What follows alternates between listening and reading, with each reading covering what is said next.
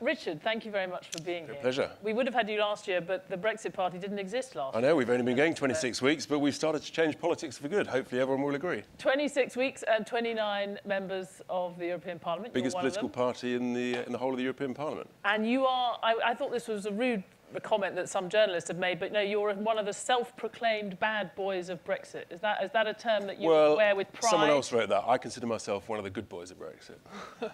Well, we have got something of a double act for the end of the conference today, because you're going to be followed. We're going to hear from Dominic Grieve, who it's fair to say has a different view from you on these issues. We thought it'd be a bit cosy on the sofa for the pair of us. But, and we're going to have the usual, we're going to have a poll, we're going to have questions. I'm very happy to get questions from you that will come through to me on this iPad in theory.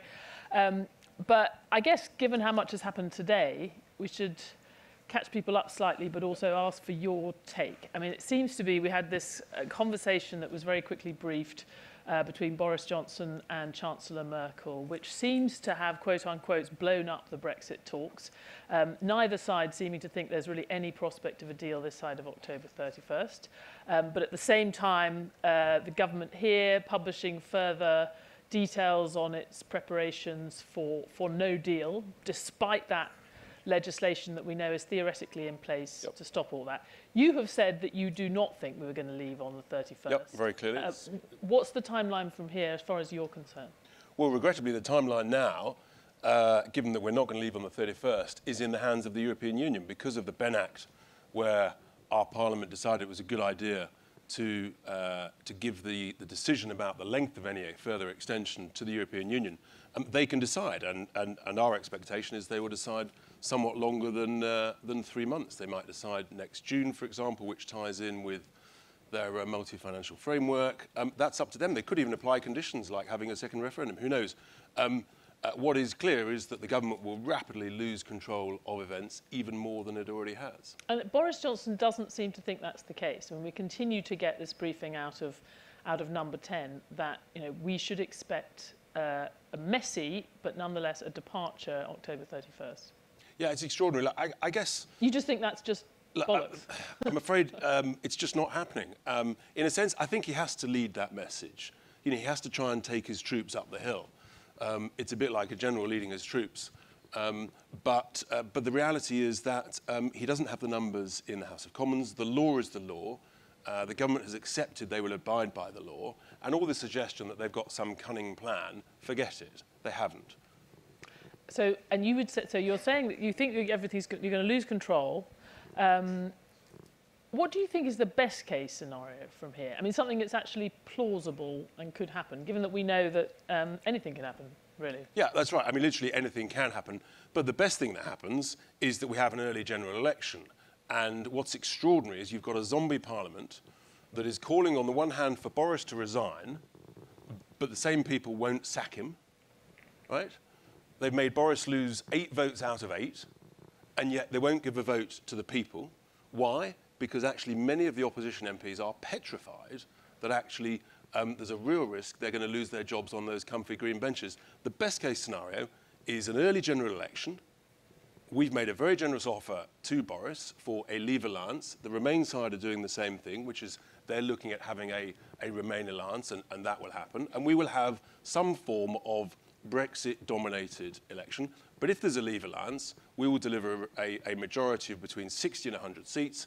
And my view in life is very simple. And, I'm a businessman like most people here, or woman, sorry. And the reality is if a job's worth doing, let's do it properly. There's nothing worse than a job half done, badly done. So if we're going to leave, we want a clean break Brexit that maximises our negotiating position, it minimises the uncertainty, everyone knows where they stand, and we can get on with our lives and get on with adjusting to a post-Brexit world. We'll get to that in a minute, but I wanted to, on the election, you've talked about a pact. Boris Johnson's been quite clear he doesn't want to have a pact. Why should the Conservatives have a pact with you when they're already 8 or 9 points ahead, depending on which poll you look at? It's very simple. Without a pact, they can't get a majority. You'll end up with exactly the same situation. They're in deep trouble in the southwest against the Lib Dems. They're in deep trouble in Scotland. They're in trouble against us in the North Midlands. The truth is they're in trouble all over the place. But it looks like they will be campaigning on potentially on a no-deal promise. or at least on saying that that's what they will push for, given no alternative. Let's wait so and why see. would anyone vote for you? Let's wait and see if they really do have the courage to do that. That's what we would like them to do. So as far as you're concerned, we've said very clearly, that we're very happy to make Boris look like a hero. If he campaigns on that basis, then we will give him every bit of help, because that will deliver a thumping majority. And the whole point of a first-past-the-post electoral system is it's supposed to lead to strong governance. Well, clearly we haven't seen much of that in the last X number of years. You could say we haven't seen that since 2010. So, if we're going to have this, then let's have an election. And everyone can, do their best. We're pretty confident we'll deliver a thumping majority. And then everyone knows where they stand and we can all move on. Now, I should say, Bloomberg Economics, which I run, has got all the reporters, economic reporters at Bloomberg. It's about 100, and around 30 economists doing kind of classic independent research. Our senior UK economist, who's ex-Treasury, came out with a new forecast, a new sort of baseline forecast for the UK last week, which actually does expect a no-deal Brexit to happen in the early part of next year, after Boris Johnson is returned after a general election. Mm-hmm. Is that, if you had to guess, do you think that is a broad, you would agree with that scenario? The most likely thing from here is an election followed by no deal, followed by some impact for the economy. No, I'm delighted to agree with the most likely scenario of one of your economists. Maybe he's one of our supporters. That's what we're aiming for. That's what we want. And that, in our view, provides the opportunity. But that is going to go with, they believe, at least some form of recession next year, and potentially a response from the Bank of England. What kind of economic impact would you see? I think, like anything, if you're going to do it, let's do it properly. And there are a number of things that the government should do. So one of our key policy is that we should pour money into infrastructure. We would cancel HS2, which is a ludicrous scheme. We wouldn't send 39 billion to Brussels. We'd redirect 50% of the overseas aid budget, which is bloated and wasteful, back into the UK. So that creates a £200 billion Brexit booster plan. Hang on, where's the 200 come from? Well, 100 by not doing HS2. But the 50 is the only thing they've budgeted so far. Sorry. The 50 is formally the only budget. Well, you say that, but actually they've now admitted it's going to be about 88. But they haven't budgeted for that, so it's not really saving money, is it? But if they carry on as they are, then they're going to have to spend 100. So we're saying redeploy that. Redeploy the money that they haven't agreed they're going to have to spend yet.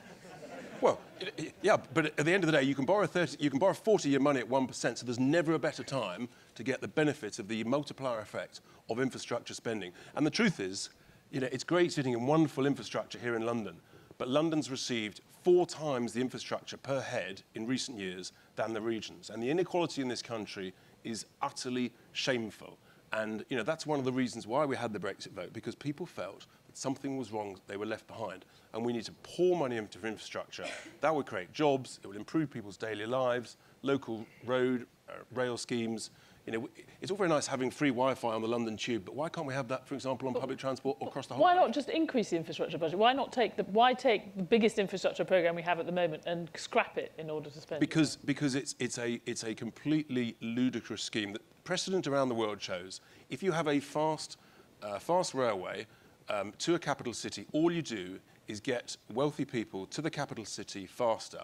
It won't benefit people. It won't benefit people on their daily commutes between Bradford and Halifax and Leeds and Newcastle and those things. Those are the people. Northern infrastructure is in a pitiful state. That's where the money needs to be poured. HS3 across from Liverpool to the east should happen way before something like HS2. Well, just pause you there, because there's lots of questions that have come through, all very supportive, I can tell you this. We've got an audience of people who I think are signed up to the Brexit Party. First, let's have a quick poll. Just thinking about what you think is the potential, the sector most affected by Brexit. I don't know if that's right, if we can get it up.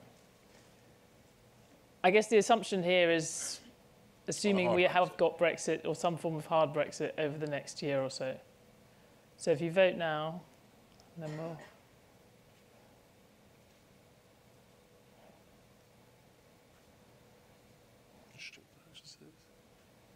Quite well spread.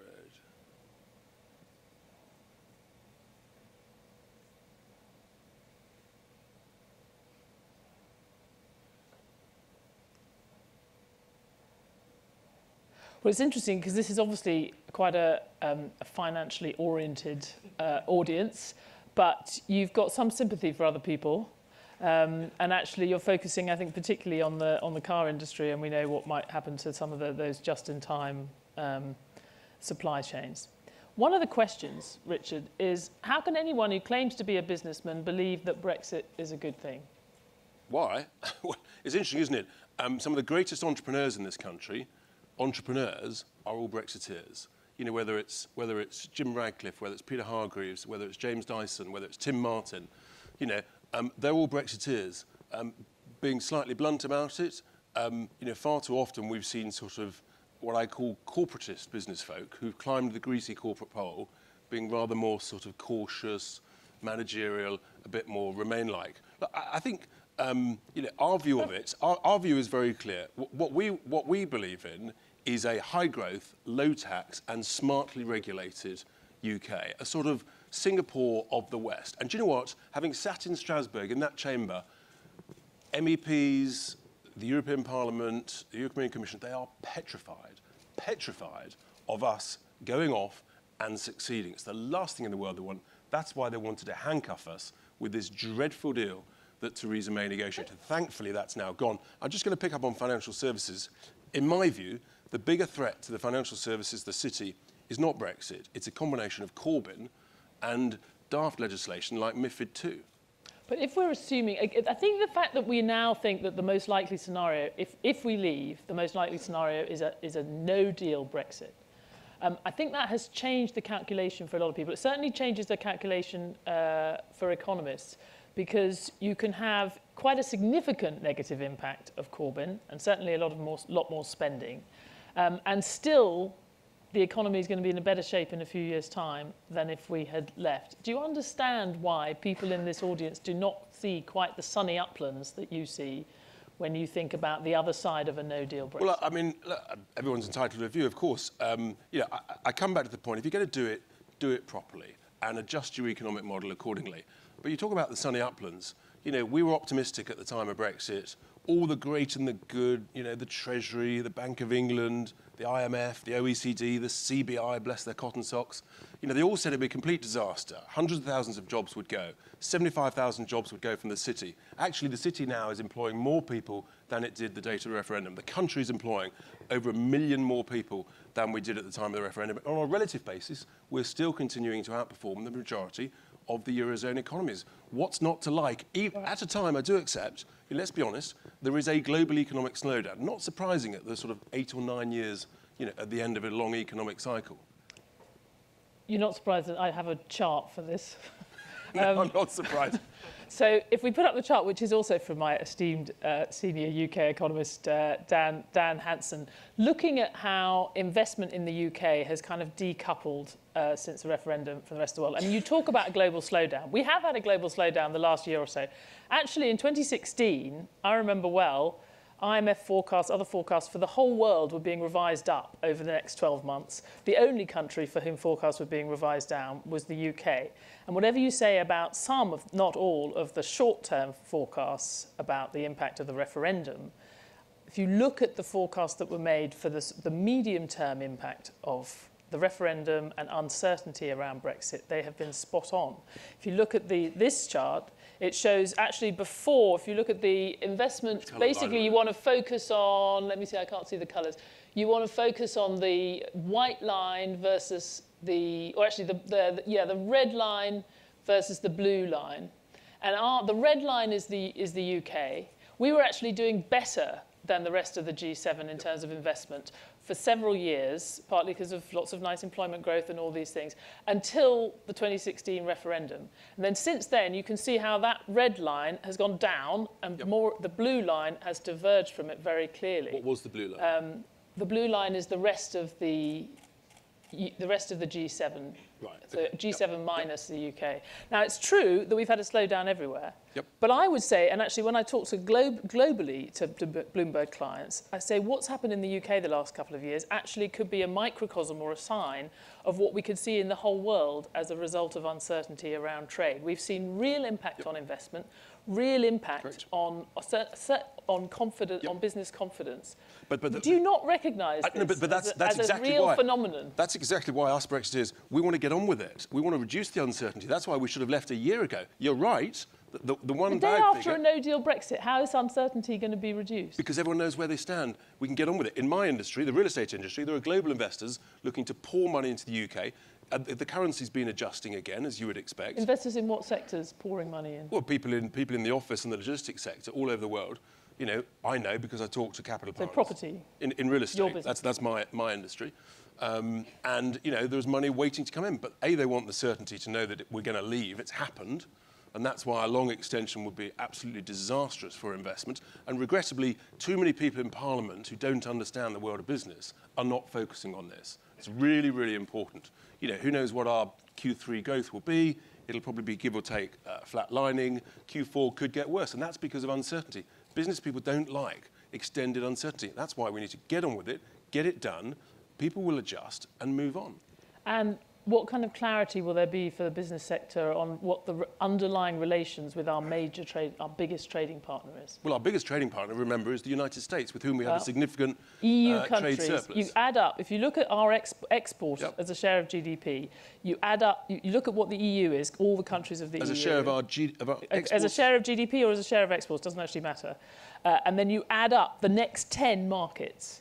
The next 10, including the US, is not as great as all of our exports to the EU. Okay, so it is the most important by far. The good news is we take control of our tariff schedule.